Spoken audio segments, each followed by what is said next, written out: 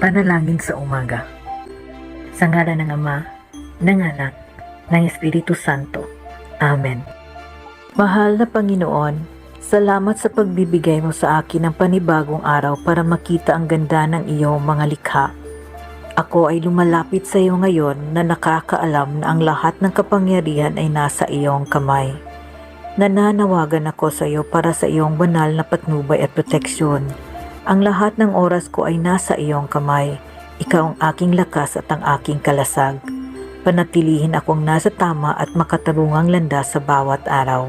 Bigyan mo ako ng lakas at gabayan ako tungo sa malusog na pangangatawan, isip at kaluluwa. Salamat Panginoon at nariyan ka palagi para sa akin at pinahintulutan mo akong manalig sa iyo sa mga oras ng aking pangangailangan. Pinupuri at niluwalhati ko ang iyong pangalan. Amen.